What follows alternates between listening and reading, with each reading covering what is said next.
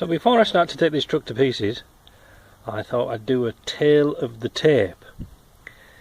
And on the driver's side, on the left side, it is 32.5 inches or 82.3 centimeters.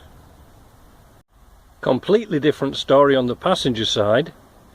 It's just 33 7/8 or 86 centimeters, so there's a considerable difference from one side to the other. A lot. I don't know, these are supposed to be terra firma springs. They shouldn't sag after 5 years. It's only done 8,000 kilometers. So anyway, confidence not bound in that thing. Anyway, so we'll start to take this to pieces. The vehicle supported safely on the stands, but on the frame itself, we then put my little stand under the axle, because when we drop the springs down, we can drop them on the forklift instead of battling with it. So that's good. The ground's a bit uneven today, so I had to put a block of wood under there to lift that side up. That's irrelevant. One thing I did want to mention, I was just mentioning it to a customer just as he was here. What's going to happen when we put this big lift in? This panhard rod here, not panhard rod, yeah, it's panhard rod, yeah, that's right. Thinking about something else. The axle is going to move this way. The axle is going to move this way because this is going to be lower, and the radius, how do we say, the radius is going to come down, so this axle is going to go this way. So we really need to replace that, otherwise the wheels are going to be stuck out more on this side than that side. So that needs to be corrected, otherwise it's going to look like a crab going down the road. So that's that. We're in a good stead now to take all the bits and pieces off. I've got to take this bolt out from under here, pin, and then 4 nuts off the top, drop the axle down, take the springs out, and then take these rods off, these radius arms. So kind of easy. Not so much, eh? Anyway, we'll see how it goes. Get the shocks off. Well, to get the bolt that's underneath here off, I've already got it off. Just use these 19 millimeter gear wrenches. That's a stubby one. Somebody's pinched me big one. I don't know. It was very popular and somebody had it away with it. That to undo the nut. On these ones weren't even tight, so somebody had been playing around with them before. And I got this little thing from Canadian Tire, or China Tire as we call it, and it's a rubber strap that just holds that shock in place, if you see what I mean. So when you're untightening it, it grips around it and it doesn't damage the shock. I can see somebody's been playing around with this before, because when we take this off, you can see great big pipe wrenches marks in it, so that's not very encouraging. But anyway, it doesn't really matter, because that they're going to get replaced, but they're still usable because they've only got 8,000 kilometers on them, so I'd probably keep those. So that's how you get the shocks off. Ratchet spanner, brilliant tool. If you're going to be taking shocks off that are scrap, that are no good, just get a sawzall under here and just cut through the shaft here. Just cut it through the rubber. You see there? That's the rubber underneath. Just cut it, because there's no point struggling on trying to get a rusted nut and bolt out if you're only going to throw them in the garbage anyway, or the bin. So just snip through them, and they won't ping off or won't do anything, but it's just time saving. These I'm going to use again though. Alright, so I forgot to record when I dropped the axle down. Then I could easily take the springs out, pull the springs out, and then I've lifted it back up again, so it's actually shorter than the springs. One thing you should do, these rings up here, just put a couple of nuts on to stop them dragging, you know, stop them falling down, because they're a bugger of a job to try and get back up again. So just a couple of simple temporary nuts up there, and it won't fall down, so that's easy to do.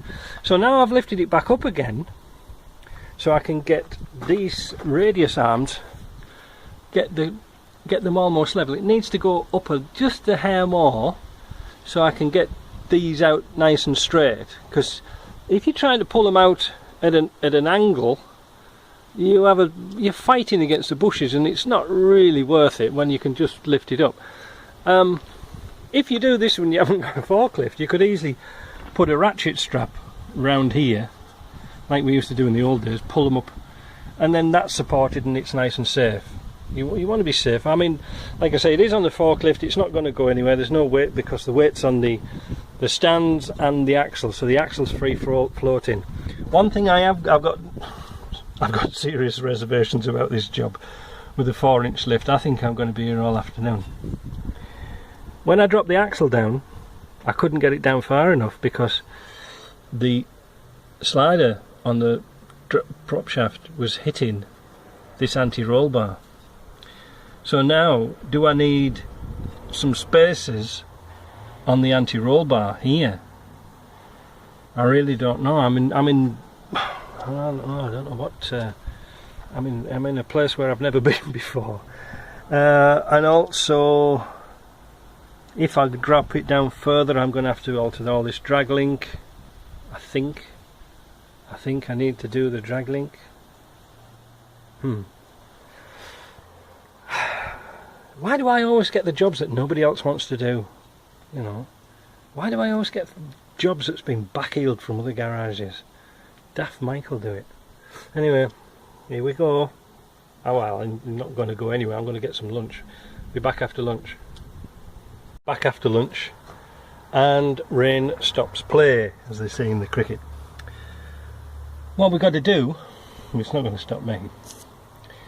The sway bar, you can't get the bolt out because of this sway bar, and I think it's going to cause us trouble. And what is the point of putting a sway bar on if you've got a high lift suspension? Otherwise it's not going to really do much. So I'm going to whip this off, or move it out the way for now, and then see what happens after that. One thing again, another good tool to have to get these bolts out, a big gear wrench. Again, you can't really get a socket into there in a ratchet or an air gun, but a gear wrench spanner will do the job. The anti-roll bar down, I have to take the steering rod off, the tie rod off anyway, that's not a big deal. And I've also taken off the little bracket here that fits under the axle here. Little word of warning, these are actually the old Whitworth or BSF bolts, so you need a Whitworth socket, 5/16 Whitworth to get them out, or close enough is 15mm. But it just goes to show they haven't changed anything for years and years, because these axles, this particular design of differential, dates back for donkey's years. It must be the 1940s. But it worked, and it seems to work okay, but they've just adapted it. Anyway, there you go, and so now I'm about ready to take off the radius arm at the other side. I've got the bolts undone, I've just got to take off the 30mm at the ends, and we should have action. Let's wait and see. So I got the old radius arm out, and now I'm just pressing out the bushings. Now, unlike regular bushings, these are Brit-Part yellow polyurethane bushes. And actually they're quite good. They're a two-piece one, so they're quite easy to fit, but the pin's a bit sticky, so I'm just pushing it through with a socket, and then we should be able to pry out the bushes. I've already got two out here. That's how they come out, and like I say, 8,000–10,000 kilometres. They've been perfect. 65mm socket underneath to spread the weight. Works perfectly, you know, just to so the bush doesn't catch. We're not going to cause any damage, and we'll have these out in a jiffy. The new arms do not come with bushes, by the way. I preferably like the old genuine rubber bushes. I don't really like these too much. I think it's a bit faddy, but I really don't see any advantage. Rubber bushes last for years and years and years.